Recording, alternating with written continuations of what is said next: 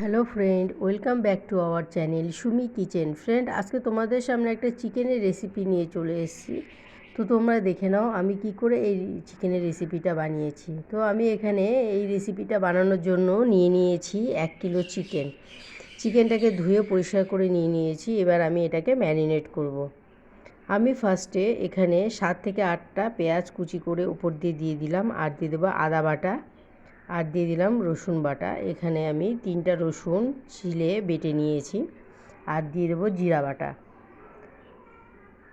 আদা, জিরা ও রসুন সম্পূর্ণ আমি এটা হাতে পাটায় বেটে নিয়েছি। আর দিয়ে দেবো হলুদ গুঁড়ো 1 চামচ, দিয়ে দেবো লবণ পরিমাণ মতো, আর দিয়ে দেবো রেড চিলি পাউডার। যে যেরকম ঝাল খাবে সে সেই অনুযায়ী ঝাল দেবে। আমি আমার মতন ঝাল দিয়েছি। তো এবার সব মশলাগুলো একে একে দিয়ে দিলাম চিকেনের উপর, আর শেষে দিয়ে দেবো সরিষার তেল। এখানে আমি অল্প পরিমাণ তেল দিয়ে চিকেনটাকে ম্যারিনেট করে নিলাম। প্রত্যেকটা মশলার সঙ্গে ভালো করে মেখে আধা ঘন্টার জন্য রেখে দেব। তো আধা ঘন্টা পরে আমি ফিরে আসব। আধা ঘন্টা পরে চলে এসেছি। এখন গ্যাসের উপর একটা কড়াই বসিয়ে দিয়েছি। কড়াইতে দিয়ে দিলাম সরিষার তেল পরিমাণ মতন, দিয়ে তেলটা গরম হওয়া পর্যন্ত অপেক্ষা করব। তেলটা গরম হয়ে গেলে ফোড়নে দিলাম 2টো শুকনো লঙ্কা, 2টো তেজপাতা মাঝখান দিয়ে চিড়ে, আর দেবো গোটা গরম মশলা, আর দেবো গোটা জিরে। ফোড়নটা ভালো করে একটু নেড়ে চেড়ে নিয়ে উপর দিয়ে দেবো পেঁয়াজ কুচি। আমি যে পেঁয়াজটা কেটেছিলাম 8টা পেঁয়াজ, তার মধ্যে আমি কিছুটা দিয়েছিলাম ম্যারিনেট করার সময়, আর অল্প পরিমাণ রেখে দিয়েছিলাম ফোড়নে দেবো দেখে। তো এইভাবে পেঁয়াজটাকে যতক্ষণ না লাল লাল করে ভেজে নেব ততক্ষণ আমি এইভাবে নেড়ে চেড়ে ভাজতে থাকবো। তো পেঁয়াজটা ভাজা হয়ে গেছে।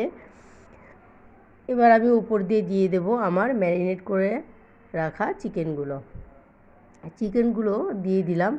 চিকেন দিয়ে এবার আমি এটাকে ঢেকে লো মিডিয়ামে রেখে কষাবো যতক্ষণ না মশলাগুলো এবং পেঁয়াজটা সফট হয়ে চিকেনের সঙ্গে মিশে যাচ্ছে এবং চিকেন থেকে একটা এক্সট্রা তেল বেরোচ্ছে। তো এইভাবে আমি কষাতে থাকবো যতক্ষণ না। তো বন্ধুরা, এই রেসিপিটা খুবই সহজভাবে বানিয়েছি, কিন্তু খেতেও হয়েছিল দুর্দান্ত। ভাত, রুটি, লুচি, পরোটা তোমরা যার সঙ্গে চাও খেতে পারো। তো দেখো চিকেন থেকে এক্সট্রা একটা জল বেরিয়েছে। আমি আলাদা করে আর চিকেনে কোনো জল দেব না। চিকেনে ঢেকে করব চিকেনটা। যে এক্সট্রা জল বেরোবে সেই জলটা দিয়ে চিকেনটা সম্পূর্ণ রান্না হবে।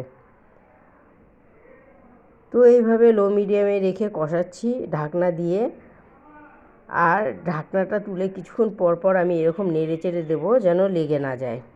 তো এইভাবেই সম্পূর্ণভাবে চিকেনটা আমি রান্না করা নেব। আর এইদিকে তো দেখো অনেকটাই জল বেরিয়ে গেছে, এই জলেই চিকেনটা রান্না হবে। তো এইভাবে লো মিডিয়ামে রেখে কষাতে প্রায় পেঁয়াজটাও সফট হয়ে গেছে, আর মশলাগুলোও প্রায় মিশে গেছে। তো দেখো অলমোস্ট প্রায় হাফ হয়ে গেছে, আর 50% আছে, যা আমি ঠিক একই রকমভাবে ঢেকে নেব। তো দেখো প্রায় হয়ে গেছে 75%। এবার আমি উপর দিয়ে দিচ্ছি একটা টমেটো কুচি করে। টমেটোটাকে দিয়ে ভালো করে কষিয়ে নেব যেন টমেটোটা চিকেনের সঙ্গে মশলার সঙ্গে সব মিশে একদম সফট হয়ে গলে যায়। তো দেখো চিকেনটা হয়ে গেছে, চিকেনটা থেকে তেল ছেড়ে দিয়েছে, আর উপর দিয়ে দিচ্ছি আমি এখানে গরম মশলা পাউডার। এখানে আমি সানরাইজের গরম মশলা ইউজ করেছি, আর আমি চিকেনটা নামিয়েও নিলাম। তো বন্ধুরা, আমার রেসিপিটা যদি ভালো লাগে তোমরা অবশ্যই লাইক, কমেন্ট, শেয়ার করবে, আর আমার চ্যানেলটাকে সাবস্ক্রাইব করে আমার পাশে থাকবে। আর আমার রেসিপিটা দেখার জন্য তোমাদের সবাইকে ধন্যবাদ।